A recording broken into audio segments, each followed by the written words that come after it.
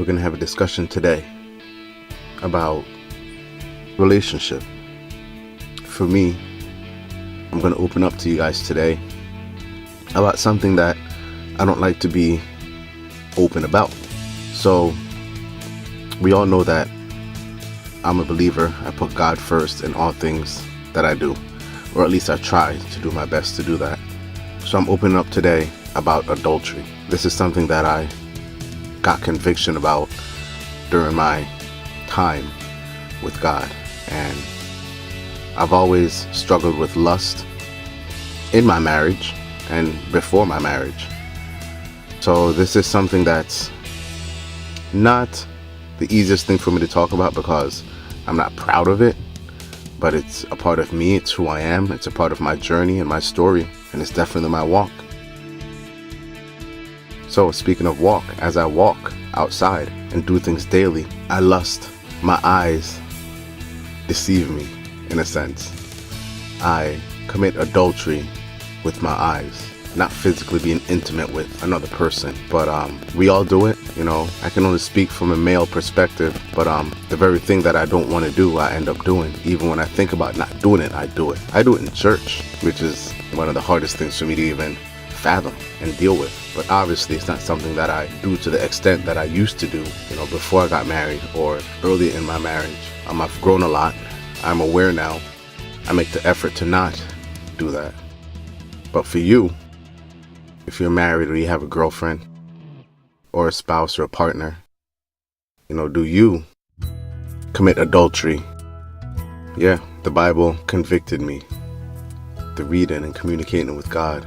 And I'm able to do this through Jesus. Jesus set me free. So now I can look at myself in the way that God sees me. And I also see myself of the way that I've been before God was in my life. We all have the opportunity to do the right thing and to not commit adultery, whether it's a physical, intimate thing, lusting, or thinking of another person. Oh yeah, you know what, guys?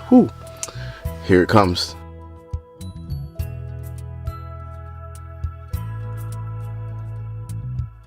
Pornography was my Achilles heel. Not something I struggle with right now, but boy, did I struggle before. Pornography kind of desensitizes your intimacy with your partner. It really does. Because then we impose those images on our partner. Like we give them unrealistic goals to live up to. I can talk about my wife right now. Like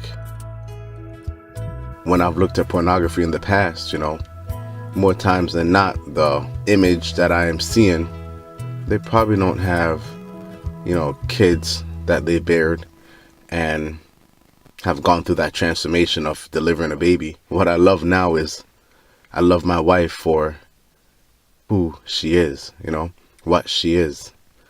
And I love her for carrying our 3 kids and the 7 pregnancies that we've been through. I love her for that, and I appreciate her. And all her perfect imperfections are perfect for me. I didn't always see it that way. Yeah, so this is not an easy thing to talk about because this is real life. This is my wife, my family, our future. But I'm telling you guys, we need to step our game up, men, and not treat our women like a piece of meat. They're precious. God entrusts them to us, their care. God entrusts their care to us, and vice versa. God entrusts our care to them. But like I said, I can only talk from a male perspective. Knowing me, I know that I'm similar to every man out there. I know we all think alike and struggle with the same things and experience the same things in life. So we all have that walk, our journey and our story. I'm just sharing some of mine with you to help you with yours. Love your woman. Make them feel valued and appreciated.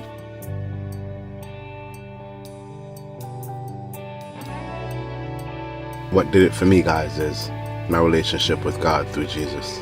I could have done it without him. And every day it's a constant struggle and a battle.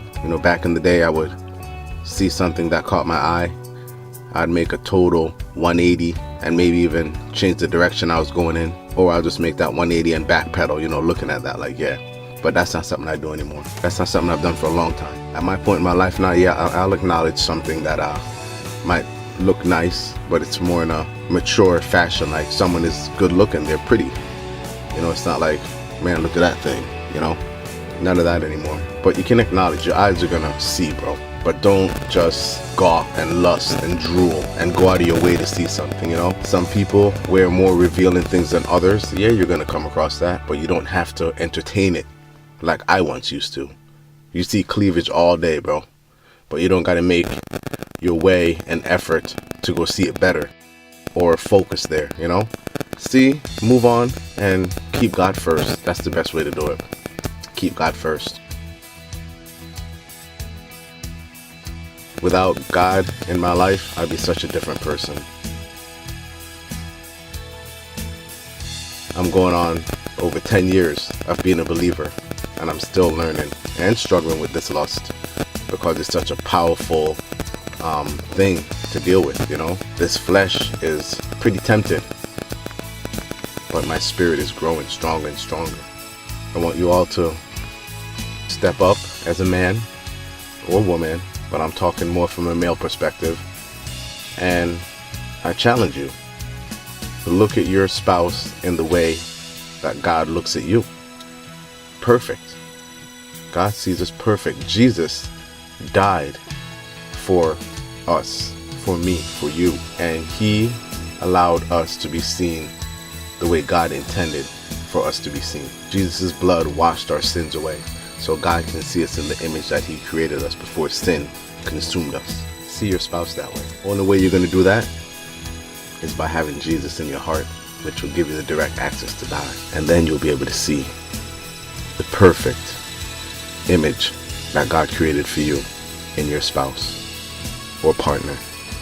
The beautiful thing. I look at my wife and it's like, wow, God really loves me. Look at the blessing, my angel, that he created for me. I challenge you guys. Make it happen. Treat her the way she should be treated. Treat him the way he should be treated.